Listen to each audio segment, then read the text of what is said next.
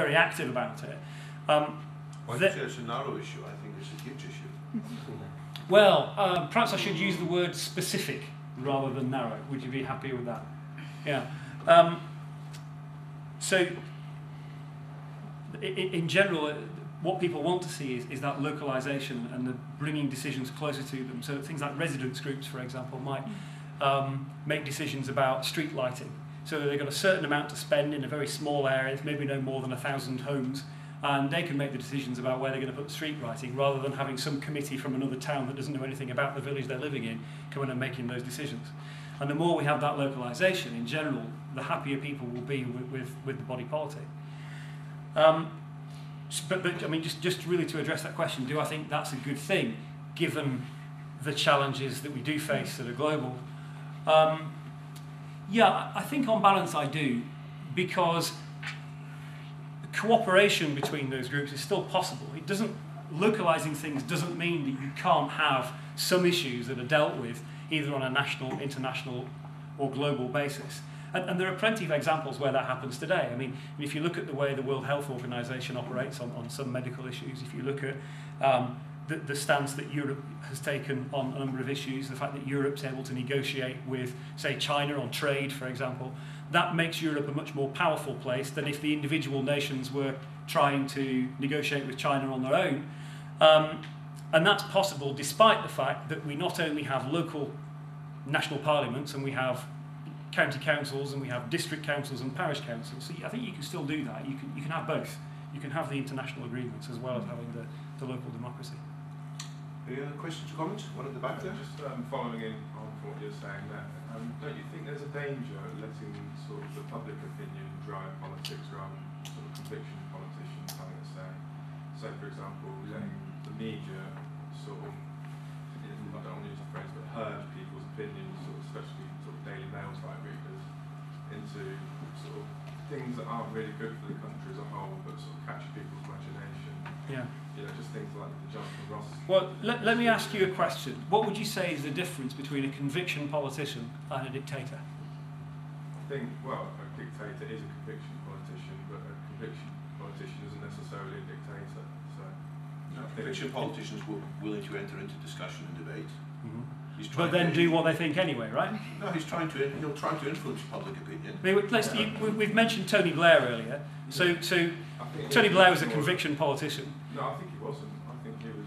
Well, I think he was more of a. You know, I sort of studied a bit of how he came to his policies, and there was a lot of. It was a lot of sort of polls, a lot of sort of reflecting public opinion rather than trying to shape it. I think that's where success came. I think sort of changed politics in a way in this country by taking the American system of listening to people too much, if you like. Well, the example we heard earlier was the Iraq War. Yeah. Would you say he listened to anybody on the Iraq War? Well, no, he didn't go with the popular opinion on that. But I think it's debatable whether that was a bad thing personally. I think it's true. That was a more ideological thing about the left opposing dictators rather than so perhaps it was a conviction politician on that issue, but when he was elected, dictators, it was the right for change. Well, for So, well, to address that, do I think it's dangerous? Well, on the whole, no. I think if you have a political system where the rule of thumb is that the politicians do what they think is right, irrespective of public opinion, then you're just asking for chaos. I mean, if you look at what happened when Margaret Thatcher tried that, and she brought in the poll tax, the community charge. You pretty much rioting in the streets. It really, in the long run, that doesn't work. I mean, Tony Blair's ended up going through hell over the decision that he made. Margaret Thatcher got thrown out because of it, largely because of it. But they're both very successful politicians, despite that. But well, perhaps they were, but did completely ignore it. I mean, I'm just saying, is there a danger of going too far the other way? Oh, there probably is a danger of going too far the other way. It's important that I think if a politician feels that the popular opinion is probably wrong, then what they should do is explain why they think it's wrong and communicate out to people to change minds. What shouldn't happen is a politician says, oh, you're all wrong, and does what they think anyway. It should be a dialogue. So, I mean, I understand where you're coming from, and I agree there's a danger there, but the solution to it is to have that dialogue and to take time over it. An example again from my local community. I've mentioned the hospital already. Yeah, that change was a disaster for the local health trust. What they didn't do was communicate to everybody well in advance why it was a good idea. I mean, it's debatable whether it was a good idea, and there's plenty of local people are absolutely convinced it wasn't. And you know, I think that there is some mileage in that view. They're probably right. But if the trust had wanted to get that change through, what they should have done was they should have started by building up the profile of the senior consultant at Blackburn's emergency department. They should have described the great results that he was having with trauma cases. You get run over in a bus, you know, great results when you go to Blackburn. They should have made sure that they'd properly planned for how the changes would be implemented, because they actually made quite a mess of the implementation as well. They should have reached the stage before they announced any intention to make any changes, where the whole of the population didn't want to go to this hospital, they wanted to go to that hospital.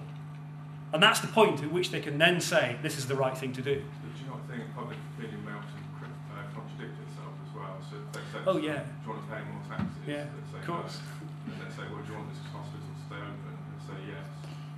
Well, it's one or the other. Yeah, inevitably, the public will always contradict themselves. And the other thing is, of course, you can't please all the people all the time. If you do something that one group of people thinks is a good idea, then another group of people will think it's a bad idea. But any time you're going to introduce a change, you want to get people on your side before you make the change.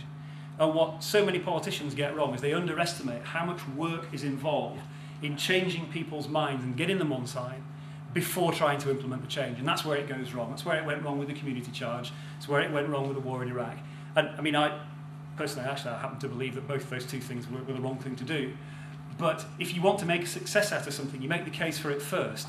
And that can start off with, it doesn't have to be in your face. It can be you know, things that are subtle. It can be, just as I was suggesting earlier, highlighting the successes that another hospital is having before you make the decision that the services are no longer needed at that hospital. They're no longer needed because nobody wants to use them anymore. People want to use those services. That's the way to do it.